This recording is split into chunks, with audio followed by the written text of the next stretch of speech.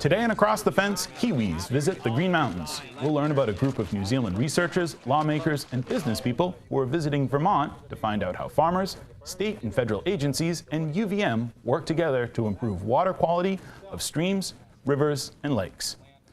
Good afternoon, and thanks for joining us. I'm Keith Silva, in for Judy Simpson. As children, we're taught the importance of sharing and how working together benefits everyone. Nowadays, technology allows us to share with someone half a world away, as well as the person sitting next to us. So when a group of agricultural leaders in Vermont started talking with their counterparts in New Zealand about issues concerning natural resources and environmentally friendly farming practices, they reached a simple conclusion: road trip. Joining me are two of the hosts and organizers of this international visit. Laura DiPietro is with the Vermont Agency of Agriculture, Food and Markets, and Marley Roop is with the Vermont Department of Environmental Conservation. Thank you both for being here. Hi, Keith. Thanks. Nice to see you. Laura, why were these New Zealanders in Vermont, and what was the goal of this visit? Well, we have the benefit of George Burrell. He is the honorary consulate to Vermont from New Zealand, and he is an associate of Michael Moore, who is the ambassador of New Zealand. And so they had a dialogue and realized that they're both addressing kind of the same issues, that New Zealand is in the process of developing sort of a TMDL for their water bodies, and we are as well. And so the dialogue between how we work with our ag community is pretty similar. TMDL stands for? Total maximum daily load. Sorry, that's the phosphorus budget for our Lake Champlain, and in New Zealand they're looking at other different things than phosphorus. Don't go into all the differences between ag in Vermont and New Zealand, but what are the differences and what are the similarities? Well, they're both pretty prominent dairy economies at this point. Some of the major differences are, in 1984, all subsidies in New Zealand for agriculture were cut and removed. And so the farmers there have a very different system. There's no cost sharing or opportunities like that. They have moved mostly from a sheep-based agriculture to now more of a prominent dairy agriculture. And so they're seeing some of the water quality issues associated with that and looking to Vermont to understand how we are addressing those. And we were talking a little bit before the show that, Vermont used to have a lot of sheep, and now we're predominantly a dairy state. So New Zealand is sort of on a fast track between the sheep and dairy thing. So there are more similarities in just our history as well. Yeah, absolutely, in our history. But what is also very different is our infrastructure. In Vermont, you see a lot of barns. We've had them for hundreds of years. In Vermont, or in New Zealand, there are no barns, really. Right. It's very limited. The animals are outside year in and year out. And so there's a different mechanism for how you would capture and manage waste. Right. Marley, what sorts of water quality issues are there in New Zealand, and how do those concerns compare with Vermont? Well, I think that we share a lot of the same issues. They are dealing with agricultural runoff, and their farmers working to try and control that as best they can and in any creative way they can. So it was interesting for our conversations to talk about the different types of conservation practices that we do here and what they're thinking about or doing there also. They're still looking at nutrients the same as we are. In their case, they're looking more at nitrogen than phosphorus. And from a technical point of view, there are certainly differences between the two and how we manage them. But basically, we're still looking at the same agricultural practices and good new ideas. And I think we were able to share some of them. That was what was fun about having them here, was to hear how they do things in their more pasture-based system. Right. We have a lot of pasture-based farming in Vermont, certainly with our rolling hills and our grassy fields, but not as much as New Zealand, certainly because of their different climates. And it was good for us to see some of the ways they're doing that, to look at our water quality issues in a different way, too. Right. What about regulations? You mentioned not a lot of cost sharing. When it comes to New Zealand, what are the regulations with water quality? Well, what's interesting about their regulations in New Zealand is that it's not so much government-based as it is market-based. Their milk marketing company, Fonterra, is really the controlling agent in the regulatory aspects. They pick up about 80% of the milk from the dairy farmers in that country. And as part of the requirement for picking up your milk, you have to meet certain regulations. You have to have a nutrient management plan. You have to have a buffer of a certain size. And if you don't meet those regulations, then they have the right to not pick up your milk, and they will not pick up your milk anymore. So it's certainly an incentive for farmers to meet those regulations. So this Fonterra, there. So it's in New Zealand. Unlike here, the market really dictates what's going to happen. Where here, it's not so much that. There are regulations in place. There are things. You don't have Hood or Agrimark saying, you need to do this. There are certainly some examples of that starting in Vermont. Ben & Jerry's has its caring dairy program that's looking at those kinds of things in a really neat, exciting way. New Zealand definitely has it in a much stronger format than we do here. And it was an interesting thing for us to discuss and learn from. It's not only New Zealanders who were invited to tour Vermont farms. Across the Fence was there as well. And it wasn't long before we learned that Vermont and New Zealand have a lot in common. An order of about 300 cows. Really? Yep. Justine Young is not from around here. She's part of a group of policymakers, business people, and scientists who are visiting Vermont from New Zealand. They're here to learn how Vermont dairy farmers deal with issues of water quality both on and off the farm. The other day it was raining hard. We had the 6 inches last week. I went down. Wayne Fisk is from around here. He owns Windfall Acres in Highgate. Fisk is a leader in implementing conservation practices on his farm. Some of the larger projects, like this containment pond, were financed through federal cost-sharing programs with the Natural Resources Conservation Service. Young's interested in how this relationship works and who benefits. In New Zealand, essentially, there's not much cost sharing. The whole reason that I'm interested in that is because in my work we are designing policy to change people's behaviour to protect the water, and we're not offering cost sharing, we're regulating.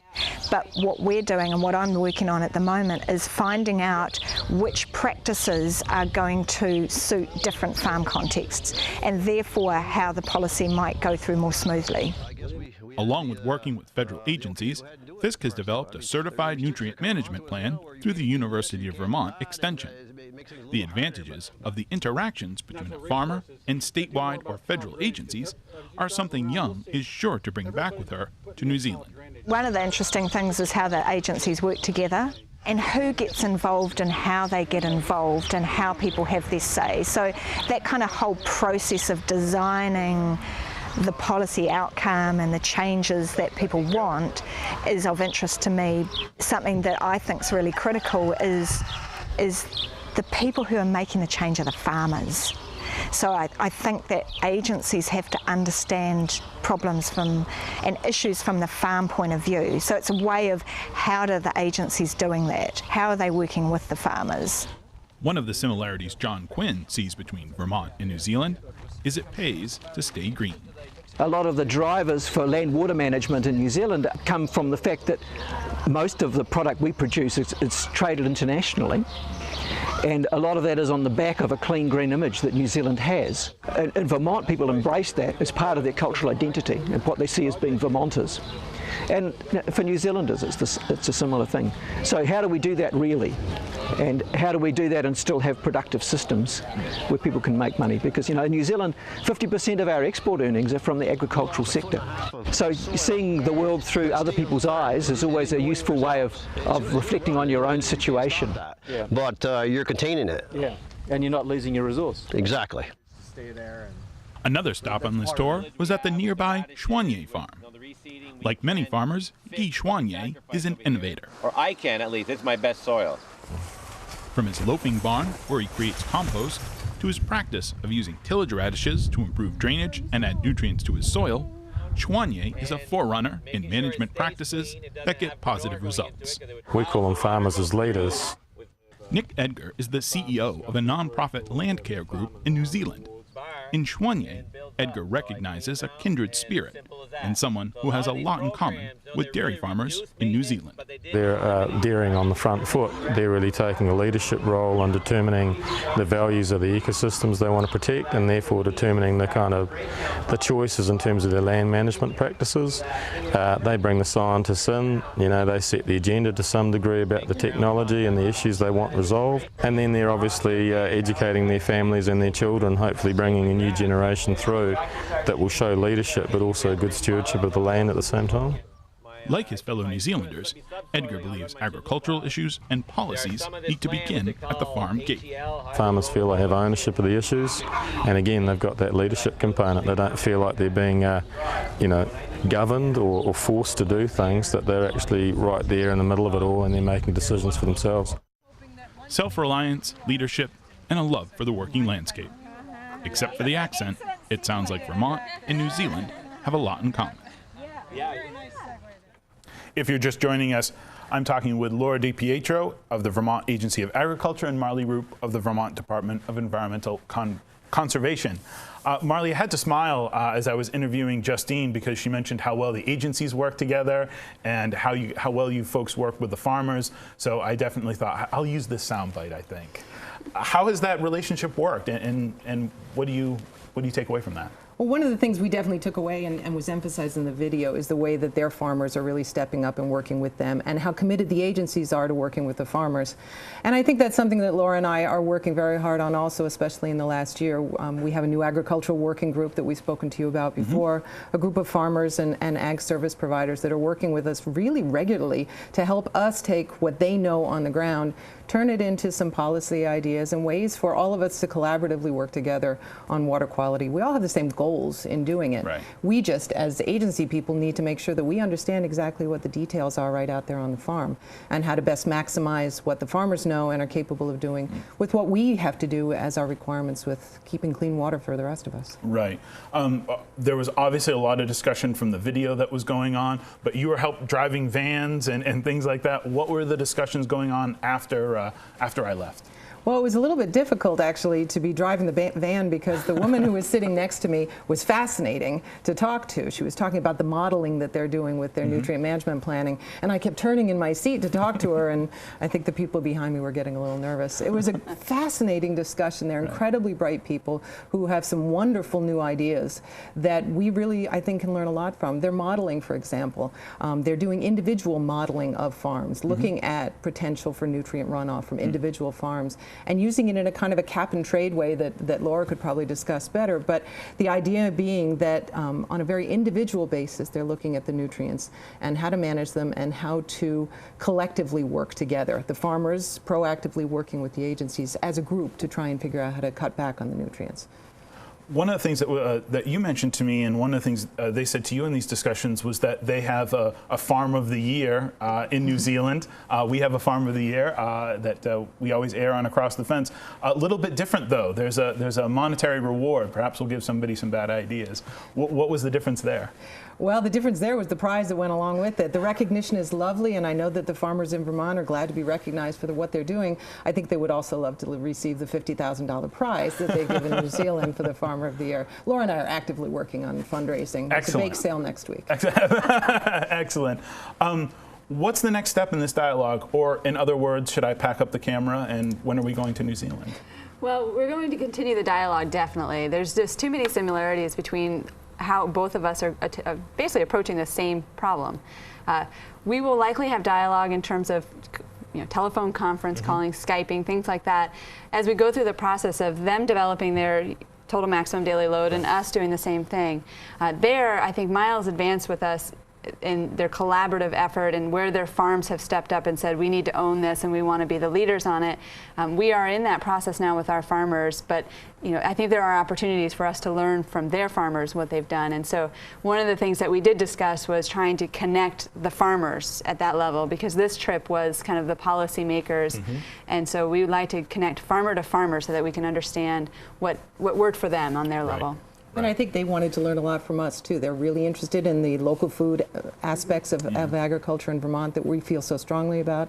And also the way that we look at how rivers move, the geomorphology, and how rivers react to higher rainfall events. They manage things very differently there. They have bridges. We tend to do stream crossings for our animals, and they were so surprised to see that. They put bridges everywhere. So the dialogue was going both ways. Yes. Just a couple of minutes left. I just did want to touch on the farmers really quickly. The Fisks, the Schwanners, and then you also went to the Longway farm afterwards. Did you get any feedback? Have you got any feedback from those folks? From the farmers themselves? Yes, yes. Oh, they thoroughly enjoyed it. They really did. They're all good farmers who like showing off what they're doing and being able to share that with other people and to hear what's going on in a different place. Farmers can be isolated sometimes. The work is so intense, and they're on their farms so many hours out of the day that I think they look forward to hearing of different ideas from people like that. So all three of them were so happy that they were able to have us visit their farms, and we appreciated the time that they put into it, because it was the one nice day in June that we were able to visit, and we appreciated them taking the time. Well, I appreciate you two taking the time. Thank you very much for coming on Across the Fence. I want to thank everyone here at WCAX for making this program possible, and as always, thank you for stopping by Across the Fence. For a video copy of today's program, call toll-free 1-888-ATF-3430.